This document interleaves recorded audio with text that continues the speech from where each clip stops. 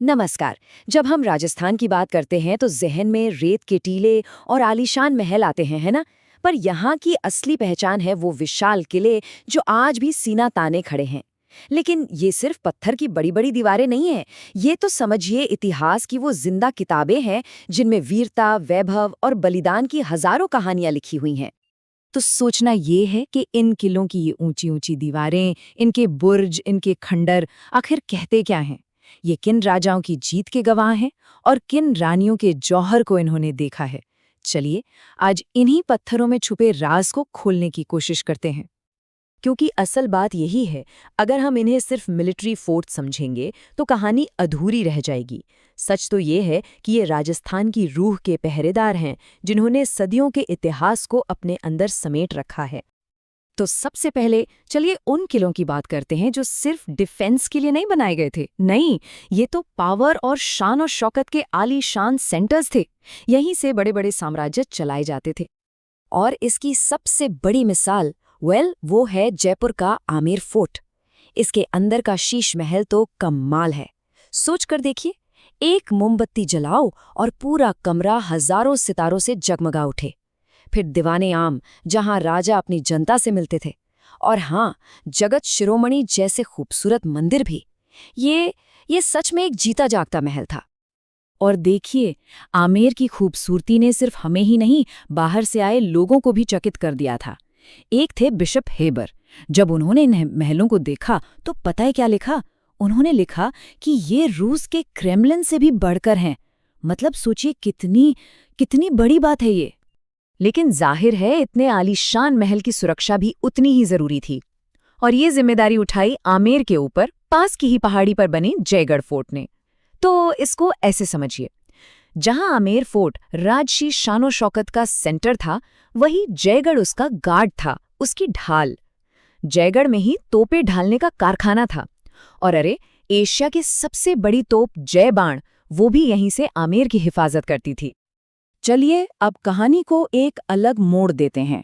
अब बात उन किलों की जिनकी दीवारें सिर्फ शानो शौकत की नहीं, बल्कि बेमिसाल वीरता और बलिदान की गवाह हैं। ये वो जगह हैं जहां आन बान और शान के लिए इतिहास की सबसे भयंकर लड़ाइयां लड़ी गईं। इन कहानियों को समझने से पहले साका को समझना जरूरी है। देखिए, ये सिर्फ एक जंग नहीं थी, ये सम्मान और स्वाभिमान के लिए दिया गया सबसे बड़ा बलिदान था। जब लगता था कि अब जीत नामुमकिन है, तो राजपूत योद्धा केसरिया पहनकर आखिरी सांस तक लड़ने निकल पड़ते थे। और उनकी वीरांगनाएं दुश्मन के हाथों अपमान से बचने के लिए खुद को अग्नि को समर्पित कर देती थीं, जिसे जौहर कहते थे। इसका एक जीता जागता उदाहरण है झालावाड़ का गागरोन किला, एक अद्भुत जलदुर्ग जो नदियों के संगम पर बना है। ये किला दो भयंकर साकों का गवाह बना। जरा सोचिए, 1423 में अचलदास खींची ने यहीं लड़ते लड़ते वीरगति पाई। और फिर ठीक 21 साल बाद 1444 में उनके ही वंशजों को उसी आग से, उसी अग्नि परीक्षा से फिर गुजरना पड़ा। इसी तरह की कहानी है बाड़मेर के सिवाना दुर्ग की। ये भी रेजिस्टेंस का, मतलब हार न मानने का एक बहुत बड़ा सेंटर था। यहाँ भी 2 बार इतिहास दोहराया गया। पहला साका हुआ 1308 में अलाउद्दीन खिलजी की विशाल सेना के सामने, और दूसरा सोचिए लगभग 250 साल बाद 1565 में जब अकबर की सेनाओं ने हमला किया। ये किले ये हार न मानने की जिद की मिसाल हैं। ओके, अब उन किलों की तरफ चलते हैं जो किसी को भी हैरान कर दें, अपनी बनावट से, अपनी कहानियों से। ये किले इंजीनियरिंग और इंसानी कल्पना दोनों की कमाल मिसाल हैं। जरा इस नंबर को देखिए, 36 किलोमीटर, 36 किलोमीटर्स। ये कोई मामूली दूरी नहीं है। कोई अंदाजा है ये क्या हो सकता है? ये लंबाई है कुंभलगढ़ किले की दीवार की। हाँ, इसे the great wall of India यानी भारत की महान दीवार कहते हैं। और ये चीन की दीवार के बाद दुनिया की दूसरी सबसे लंबी दीवार है। और कहते हैं कि ये इतनी चौड़ी थी कि इस पर एक साथ 4 घुड़सवार चल सकते थे। इनक्रेडिबल है ना?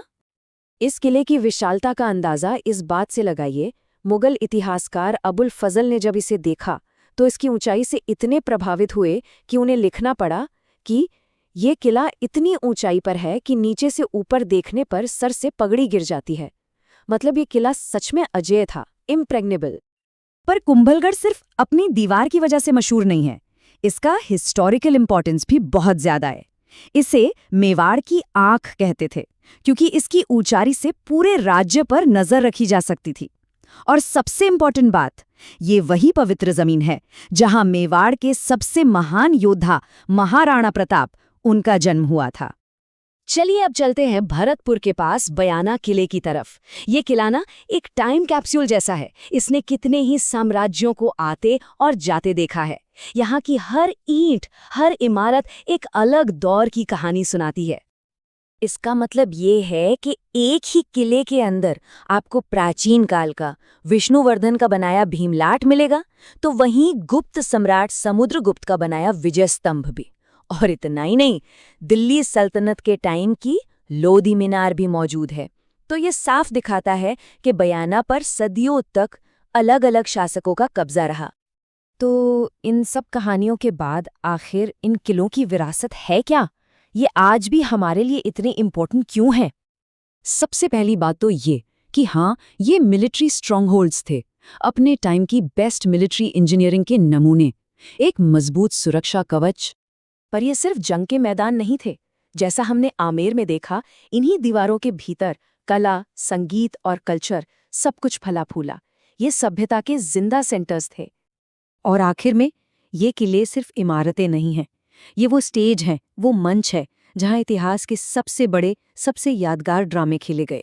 वफादारी, धोखा, प्यार, जंग, बलिदान, न जाने कितनी कहानियां इन दीवारों ने देखी हैं जो आज भी हमें इंस्पायर करती हैं। तो ये किले सिर्फ अतीत के स्मारक नहीं हैं, ये भविष्य के लिए प्रेरणा है। इनकी हर दीवार एक कहानी कहती है। तो आखिर में सवाल यही बचता है कि इन अनगिनत गाथाओं में से अगली कहानी किसकी जानी जाए।